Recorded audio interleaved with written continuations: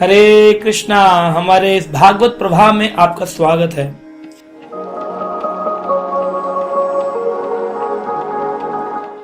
तो आज हम अपने अध्याय 15 पे चर्चा करने जा रहे हैं, प्रथम स्कंद के, जिसमें चर्चा में पता चलता है कि अर्जुन जब द्वारिका से इस खबर को लेकर पुनः वापिस आए और युधिष्ठिर महाराज को बताया कि भगवान श्री कृष्ण अपनी नित्य लीला में प्रवेश कर चुके हैं, तो युधिष्ठिर बोले ये अपशकुन तो मुझे पहले से ही दिखने लग गए थे, लेकिन मैं सोच रहा था कि क्या कारण है।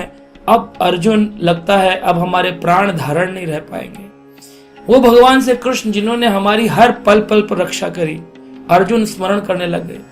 अर्जुन स्मरण करने लगे किस प्रकार से भगवान श्री कृष्ण ने द्रौपदी की रक्षा करी, उनको वस्त्र प्रदान करके।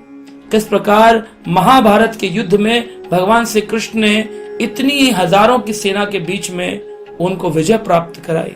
किस प्रकार से भगवान ने जब 10,000 शिष्य लेकर दुर्वासा ऋषि आए थे और जंगल में दुर्योधन ने चाल खेली थी, तब उस समय एक कण का दाना खा करके भगवान ने दुर्वासा ऋषि के प्रकोप से पांडवों की रक्षा करी। किस प्रकार से भगवान ने उनको लाक्षागृह आदि से रक्षा करी। किस प्रकार भगवान ने उनको हर पल पल पर पग पग पर उनकी रक्षा करी।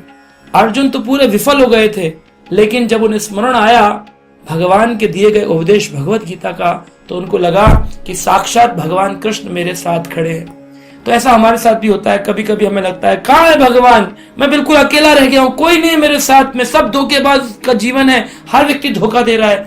ऐसे समय में अगर आप कृष्ण के द्वारा दिए गए उपदेश पढ़ेंगे तो आप लगेगा कि साक्षात भगवान मेरे साथ में खड़े हैं। तो उस प्रकार अर्जुन को भी भगवान के उपदेश पढ़ करके लगा कि भगवान उनके साथ में खड़े हुए हैं। तो अर्जुन, युधिष्ठिर आदि ने जब ये समझ लिया कि भगवान अंतर्ध्यान हो गए हैं, जो उनके प्राण धन थे, प्राण परमेश्वर थे, वो चले गए हैं, तो उनका भी इच्छा समाप्त हो गई।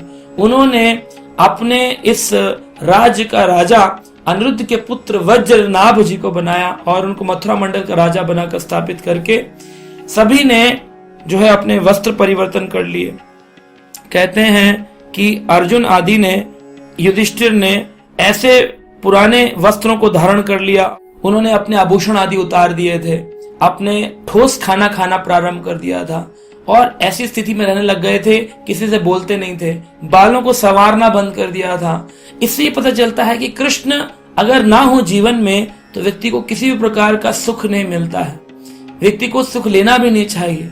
भगवान कृष्ण के बिना जीवन धारण करना मतलब जहर खाने के समान है। तो यहाँ पर इस भागवत के अध्याय में महाराज युधिष्ठिर ने छोटे भाइयों को दिखाया कि कलयुग अब प्रारंभ होने वाला है, द्वापर युग का अंत आ गया है और सभी अपने अपने वस्त्रों का त्याग करके एक साधारण से एक मौनी जैसे वस्त्र धारण करके, एक साधु जैसे वस्त्र धारण करके सभी ने तीर्थाटन करना प्रारंभ किया और प्रभास क्षेत्र की ओर चलने लगे। कहते हैं कि इन सब पांडवों ने धर्म के सारे नियमों को संपन्न किया और भगवान श्री कृष्ण चरण कमलों का लक्ष्य रूप में उनको स्मरण किया कि हमारे जीवन का एक परम लक्ष्य है श्री कृष्ण के चरणों की प्रीति प्राप्त करना। और इस प्रकार आदि नारायण भगवान श्री कृष्ण के धाम गोलोक को सभी पांडवों ने शरीर के साथ प्राप्त किया। कृष्ण के बारे में ये बात जानी जाती है, कई बार लोग महाभारत आदि सीरियल देखते हैं तो उसमें दिखाया जाता है कि पांडव जो थे बड़े आसक्त थे और वो सब स्वर्ग रोहिणी की ओर गए, जिनमें धर्मराज के साथ एक कुत्ता भी जा रहा था और पहले अर्जुन जो है वो गिर गए, गांडीव के आसक्त थे, भीम भूख के कारण गिर गए और केवल युधिष्ठिर महाराज उस स्वर्ग रोहिणी के अंदर जब घुसने लगे तो एक कुत्ता उनके साथ था। तो उन्होंने कहा यमदूतों ने कि इस स्वर्ग में केवल एक व्यक्ति आ सकता है, या तो आप या तो स्वान। तो युधिष्ठिर ने कहा यह स्वान चला जाएगा। तो यहाँ पर हम ये देखते हैं कि ये जो कथा है ये महाभारत के किसी अन्य कल्प की कथा है, लेकिन जिस कल्प में अभी चल रहा है, ब्रह्मा जी के इस दिन में 28वें चतुर्युगी में, अभी 5000 साल पहले द्वापर काल में जब भगवान कृष्ण आए, तो श्रीमद् भागवत पुराण में वेद व्यास जी प्रथम स्कंद के 15वें अध्याय की श्लोक संख्या 47 और 48 को आप पढ़िए।